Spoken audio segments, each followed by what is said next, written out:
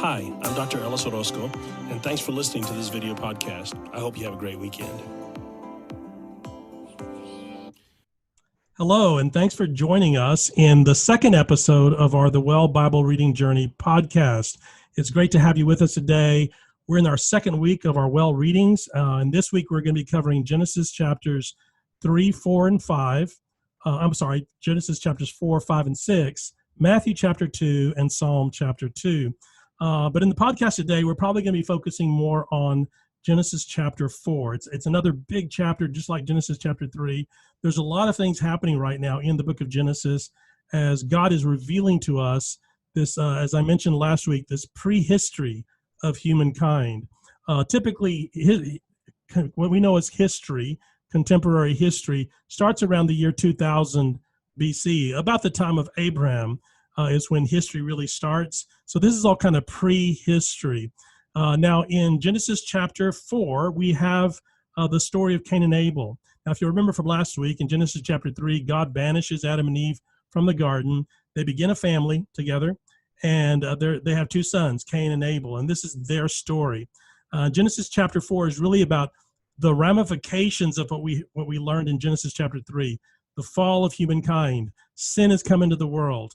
And we're going to see the outcomes of this sin played out in Genesis chapter 4, and again, actually in Genesis chapter 6, where we have the first murder, the first death, and it's a traumatic thing. So that's Genesis chapter 4. Genesis chapter 5 gives us the history from all the way from from Adam all the way to Noah. And then Genesis chapter 6 begins the story of Noah. And again, it's setting up this wicked world that we live in. It's how wickedness has expanded and it continues to grow. It all started with the fall in Genesis chapter 3.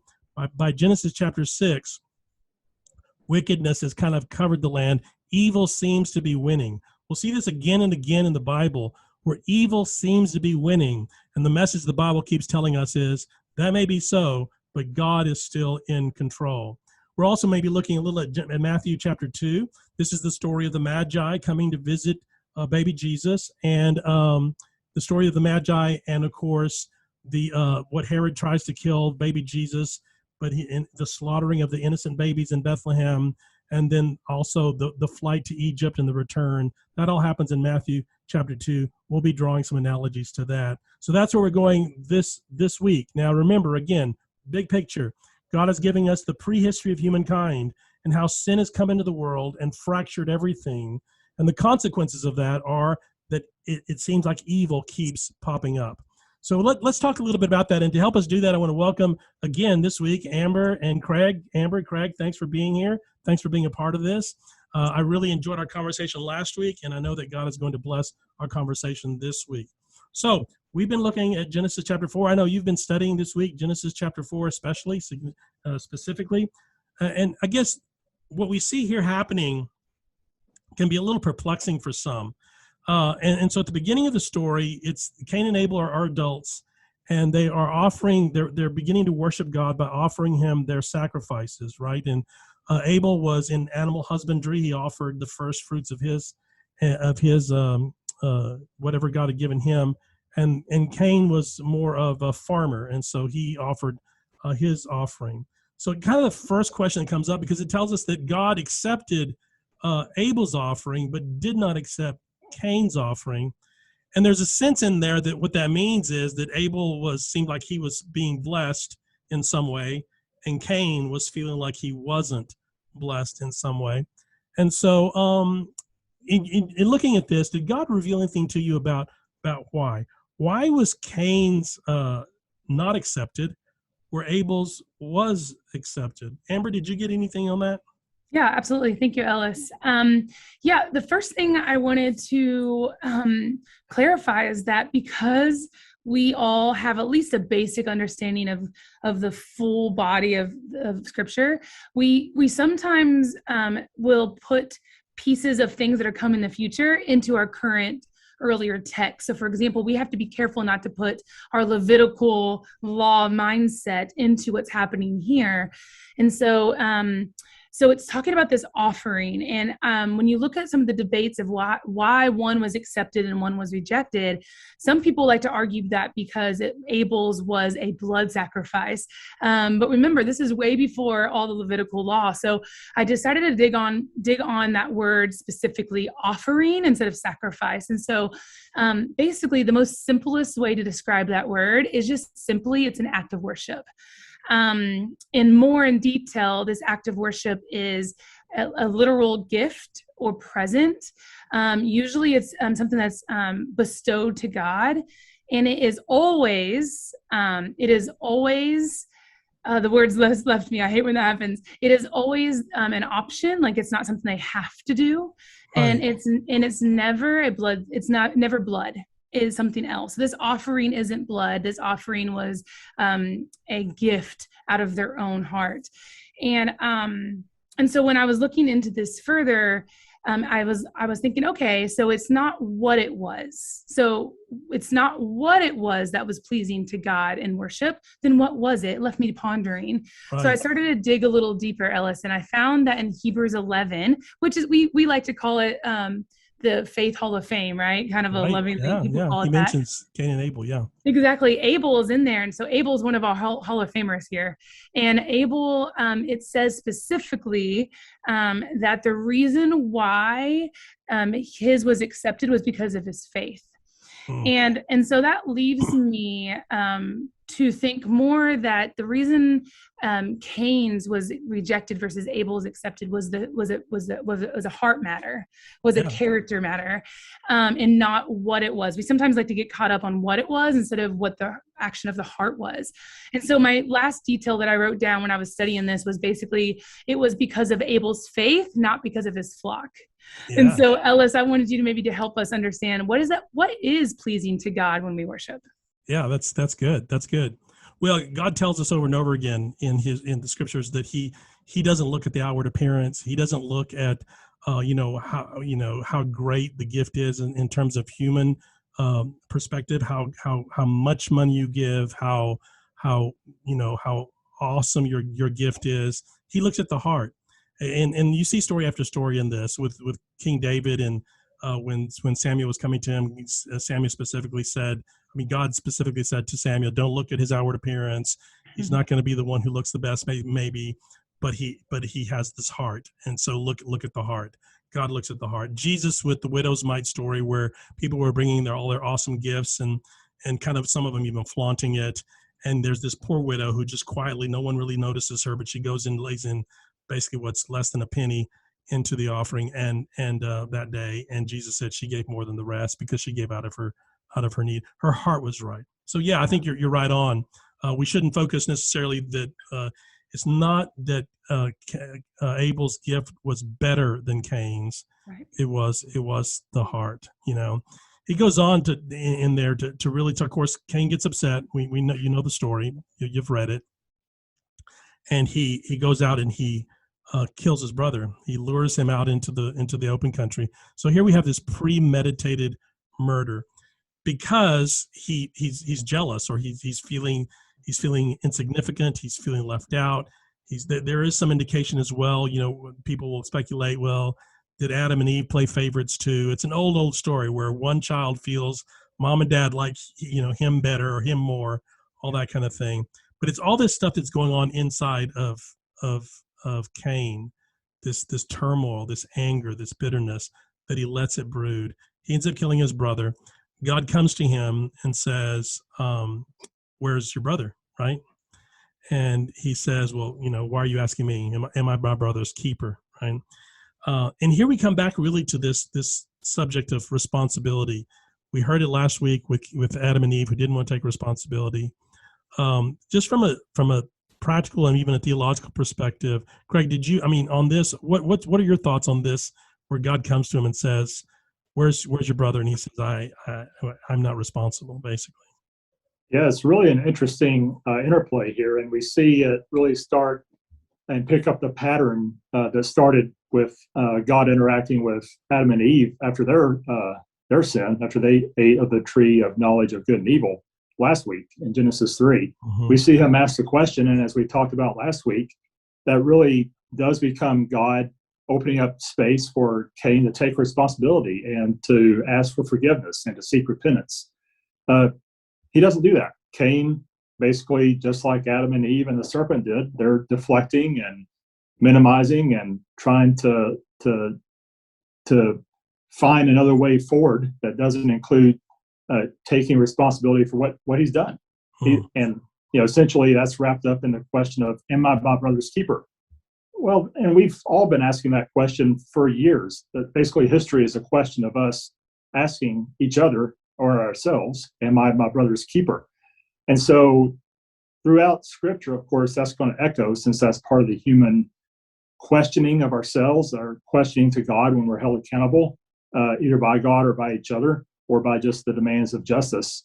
And then you come in and really see an interesting interplay of that question echoing Jesus's response and his other question of, "Who do you say that I am?" So that interplay of am I my brother's keeper from our perspective, and who do you say that I am from Jesus's perspective, becomes that theme of community rights versus individual rights, responsibility versus rights at a more fundamental level. Do I have to go get a COVID shot, or do I have right to my own body? Right? We see it playing out in our society today, not to make this political. But when we understand that we have rights, yes, but more, we have responsibilities that are attached to those rights. It's more than just about us. It's about our community, and it's about our right relationship with God. And that plays out as we head into verse 16, as God presents the consequence, or the sentence, maybe we would say, onto Cain for his actions. You'll be a wonder in the land of Nod.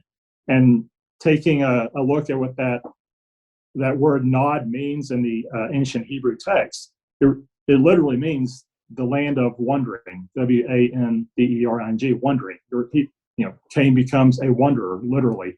He has been stripped by his own actions of his identity of humanity that God has given him and created him for, and he has to go out and find his identity again and who he is. Yeah. Oh, that's good. That's good, especially the modern day application about rights. We hear a lot about rights and rights and rights, and as you mentioned, certainly we all should have certain basic human rights. There's nothing wrong with that. That's good, but that's really not the language of Scripture. That's certainly not the Jesus language. Jesus never talked about rights. In fact, Jesus said, if you follow me, you may not have a place to lay your head. You may not have a place to live. You're going to be persecuted. He told his disciples literally, right? He says, "Pick up your cross and follow me." That's a symbol of really laying down all your rights and to follow him. Now you're completely his. And if you go even further back with Jesus to the pre-incarnate Jesus, in Philippians chapter 2, the Apostle Paul paints this picture of Jesus as the Son of God giving up all of his rights, just emptying himself and becoming nothing, even going to the cross. He certainly had the right to jump off the cross if he wanted to, and he had the power to do it, but he laid all of that down, giving up all of his rights. And so you have this same situation here. It seems like Cain is saying, my rights. And even at the very end, where God pronounces the sentence and he's going to be banished again. It's interesting. I hadn't really thought of it before, but this mother and father being banished from Adam and Eve from the garden, and now this is replaying itself, where now their son Cain is being banished from that land to yet another land, the land of Nod, as you've already explained, Craig, meaning having this particular significance. Some believe that it meant that he went to becoming the forager and hunter kind of community, which was not as established as, say, an agricultural community in antiquity, and as anthropologists have studied these things. But whatever it was a less stable life, right? It was a less stable life. In fact, he says, my sentence is too great for me, right? Again, you've got to give me some rights, right? People will try to kill me, right? And it says that God put this mark on him, and said God put a mark on Cain and said, no, when people see this mark, they will know that you're still protected by me. They will not kill you. Amber, did you get anything?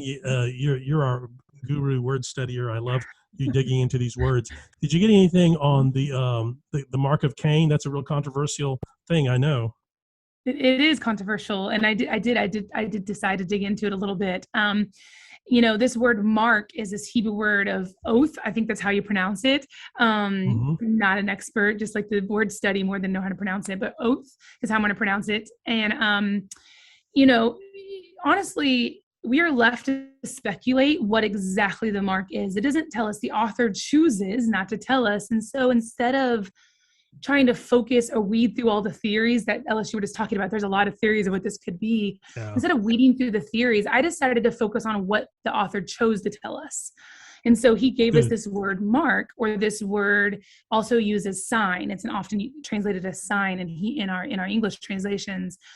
And so I decided to look into it. And what's really fascinating about this word, this mark, is that it really, over and over again, when it shows up, it's really given us two characteristics of God, two very distinct characteristics of God. So I have a list, I have a few small lists, so I don't want to miss them. So I want to read them here. The first one is the Cain story. It's the first one, and where this word is used. And so God is bringing his justice, because if you think about it, he deserves death. Abel deserves vengeance for what happened. It's the first human murder documented in human history. I mean, and not only that, but it was brother on brother. It was family. It was blood. It was horrific, like you said earlier, Ellis. And you notice that God doesn't throw away people. You said that this morning in church, that God is not in the business of killing people. He's not in the business of just discarding people. So instead of discarding Cain, he gives two things. So he gives his justice, but he does his mercy, and he does it with this mark. We don't know sure what it is quite yet. Mm-hmm. And then in Genesis 9, the same word is used as a sign. We have a rainbow as a sign for his judgment, but also his rescue. So that's interesting. So you're saying that the word used in Genesis with the flood, with the rainbow, as a sign. I remember talking about it being a sign. That's the exact same word. That's exactly the same word here as mark. It's the word oath. Good. It's the exact same word, and it shows up a couple more times. It's fascinating. It also shows up as a mark when we're talking about God's judgment, but also his faithfulness to keep his promise to raise up a seed through Abraham. That sign was circumcision. Okay, it uses that word circumcision as a sign of God's promise, holding his promise of keeping that seed going through Abraham's line. And there's several more, Ellis. There's one about the plagues. It uses those signs, the plagues. It also is the Passover lamb. When you have the blood on the doorpost, it's the same word oath. When you have the Rahab scarlet cord in Jericho, mm-hmm. That's oath. That's the sign. And so it's used over and over again. And so I decided to kind of summarize it with this. I think it's less about this mystery mark. And this is what I think the author wants us to know. I think we need to understand that Cain's sign is an archetype, basically meaning the first of its kind, or an archetype of all these signs of sparing. In each instance, Yahweh could strike and bring ruin. The key word is ruin, but instead he marks us with the sign of his mercy, and as a visual sign over and over and over again in Scripture. So anyways, I think that's kind of what the author wants us to see here, less about what it was, but that God is over and over again. He's given us two sides of himself. And anyways, I think that was beautiful. No, that's good. That's awesome. Because in the past, different controversial, of course, ideas, but mostly people, it seems, traditionally have interpreted this mark to be a negative, right? And so they use it, and they'll even try to associate it with certain groups of people, certain races, and all that kind of thing, and it's a negative. But if you look at it carefully and do this study, it actually was a positive. The mark was a good thing. It wasn't a negative thing. Cain felt like he was going to be this horrible fugitive the rest of his life, and that he was going to live this miserable life, but God gave him a new life with the mark that protected him. That's excellent, and is a promise. And in Cain's case, it was a promise. It was a promise that no one would kill him, that no one would harm him. There's an interesting thing too going on psychologically with Cain. I don't know, Craig, if you want to jump in at any point, where he seems to have this. I mean, he had this brooding kind of bitterness and anger almost, and then so even at the end there, it's like almost this complex where he feels like he doesn't deserve God's love. He doesn't deserve to live. And as Amber, you pointed out, he didn't. None of us. If we all got what we deserved, none of us would be around, right? But he felt like he didn't deserve to live, and yet God gives him the mark. Craig, did you find anything, just out of curiosity, in Matthew chapter 2? Because that's the other passage we're reading, Matthew chapter 2. It seems there's some relationship, because you have a lot of violence and murder and death in Matthew chapter 2 as well. Do you want to share a little bit about what you learned there? You do, in fact. We have a continued land of wandering, or land of wonders of life outside of God, in the form of Herod and wanting to seek the king that the Magi are searching for, because he feels like the child is a threat to him. Again, he's all out for him. Sin is turning him inward, and he's all about himself and nobody but himself. And as he tries to deceive the Magi though are faithful. They are walking that way of God, just as we see in Genesis 5. To play on one of our other chapters for this week, we see Enoch and Noah walking with God by faith. And then we see in Hebrews 11, to call that chapter to mind again. As Amber said before, we have Noah in verse 7 of Hebrews 11, talking about him building the ark was his faith, and it was according to him as righteousness. So we have this idea of righteousness being right relation. There's a couple of dimensions here. There's right relationship with God and with each other. Again, playing on the communal versus individual aspect that we saw in Genesis 4. And then we have the straight and narrow way, the walking of that straight path. And so we have the Magi walking that straight path, following the star, looking for God. And we have even Gentiles, arguably they're probably coming from Persia or Babylon, looking for the child, this king of Jerusalem, or the Israelites that has been born, that they're searching for to worship.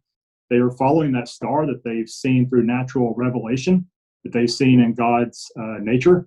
And as they understand what the signs mean, they are faithfully following what as much as they know about God, they're following that. So again, we have this interplay, a picture of this righteous walking, this walking with God by faith throughout Genesis 5, just to compare and contrast with the life Cain is leading, along with the Magi, who we've seen it even in New Testament times, that you don't have to have the special revelation of Torah, or having lived as part of in this case, Cain's direct line, and in the Genesis 5 and 6, Seth's direct line, to understand that you can have this relationship with God and understand what he's saying. And Psalm 2 will come in to bookend that understanding that those who trust God walk by faith, right? So it kind of books into it nicely. Yeah, that's great. You have that connection there between the readings this week. That's very interesting, because in you have this evil that's being done in Matthew chapter 2, and you have the evil that's being done in Genesis chapter 4 as well, and you have all this kind of death. Death comes into the world. Jesus comes into the world. The incarnate Son comes into the world, and right away they're trying to kill him. Right, the world is trying to kill him. He escapes to Egypt. But then when he returns, they're going to try to kill him again, all the way to the end of his life. They're going to be trying to kill him. There's this scene that's especially powerful for me in Matthew chapter 2, where the Magi have left, and Herod realizes it, and he is going after Jesus. And so he's going to kill all the babies right in the area of Bethlehem who are under the age of 2. And so he goes to do that. God warns Joseph in a dream. And so Joseph collects his family, and they under the cover of night, they steal away to Egypt to escape. But the babies die, right? They come and they slaughtered all the babies. And this was a small village. It's estimated that there may have been 20 to 30 baby boys under the age of 2. I mean, one baby being murdered is horrific. 20 is beyond imagination. But that was Herod's character. There's no doubt that Herod, that we know from history, would have done exactly that if his throne had been threatened. Herod the Great had already killed 2 of his own sons to protect his throne because he thought they were trying to take it away from him. He killed his favorite wife because he felt she was conspiring against him. At one point, Caesar Augustus says about Herod the Great, he says it's better to be Herod's pig than to be one of his sons. A pun on the idea that the Jews didn't eat pigs, right? They didn't kill pigs because they didn't eat pork. So yeah. Ellis, this morning in your sermon, you had us think in our minds who's the evilest person in history you could think of, and you kind of named a few. And Ethan, my 6-year-old sitting next to me, he pops up. I mean, sometimes you don't know if they're listening, but they really are. Yeah. He pops up and he's like, Herod, he was really bad. Yeah. And so I was like, that's a great answer. I love that. I love that. I didn't know if you heard him, but he was really loud. That's the child of a Bible scholar. That's awesome. That's awesome. Yeah. So he was a horrible, horrible person. And he kills the babies.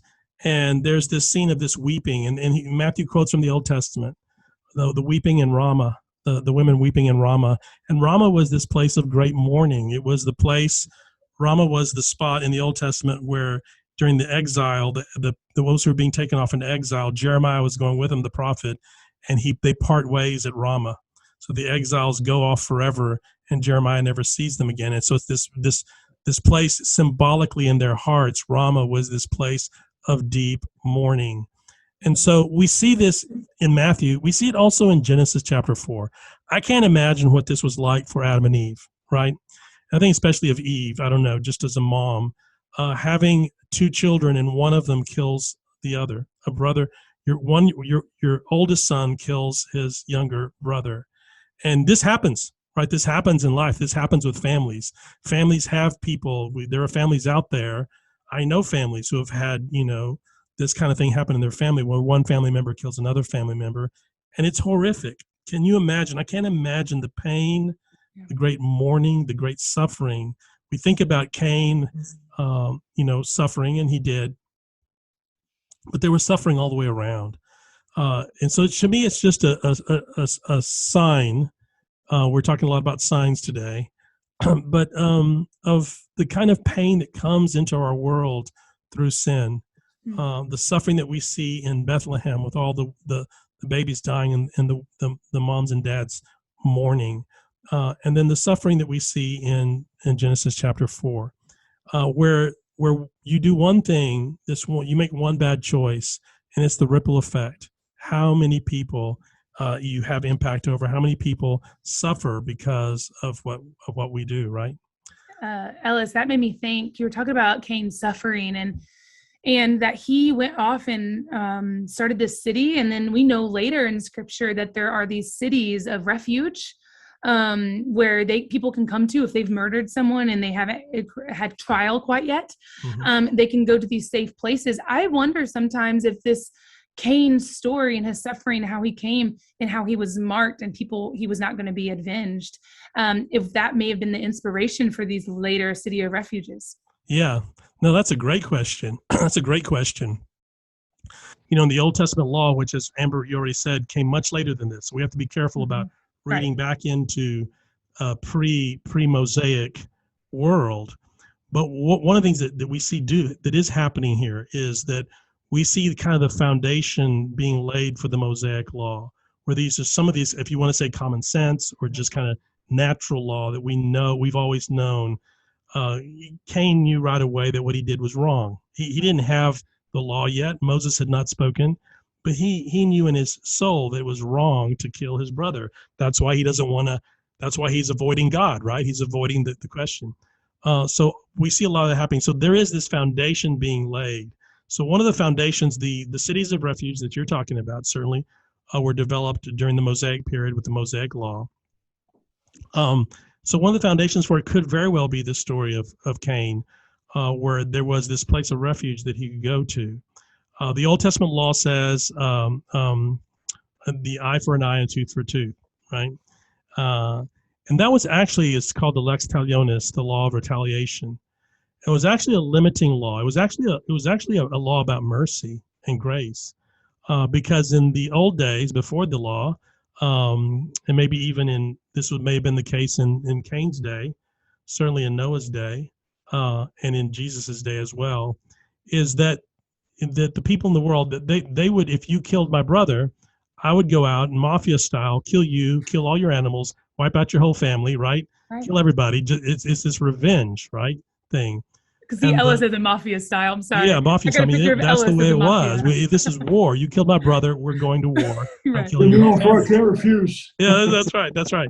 So, and the Mosaic law came along and said, no, wait a minute, no. if someone kills someone, then they should pay for it with their own life, but not their whole family. Not, it was a limiting law, right? So it wasn't even necessarily the ideal, but it was limiting this really horrific behavior. And so you have that happening.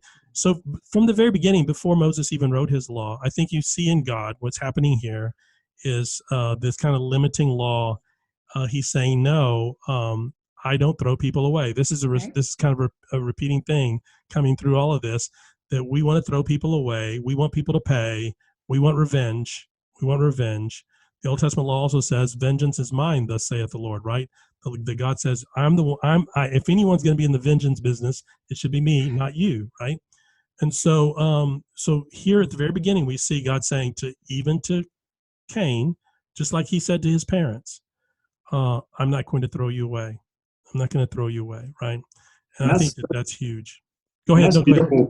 That's beautiful because we see in the rest of Genesis chapter 4, the last few chapters, especially 17 through 26, we see why God wasn't done with him and why he didn't throw him away. We had 7 generations of Cain's line come and bring things like music into the human culture and metallurgy and things that we work with in our hands and create with our minds and our spirits. So even in Cain's sin, God redeems that for the betterment of humanity. And there had to be, I have to believe there was some beauty that Cain and his line found in their life because of God's salvation. Yeah, absolutely. Absolutely. When something like that happens in your life, you live with it for the rest of your life in some ways, but there's always redemption. There's always a second chance. God never throws anyone away. Hey guys, I want to thank you for our time today. It was awesome. I enjoyed this every single Sunday. So I'm so excited about going forward with you guys on this. And thank you also for joining in. Those of you out there listening, we're so glad that you listened to this podcast. This week, again, Genesis chapter 4, 5, and 6, Psalm chapter 2, Matthew chapter 2. I pray that you follow along with us in your Bible reading journey. And I pray that God blesses you and speaks to you all week long. Can't wait to see you again next week with podcast number 3. Until then, God bless you.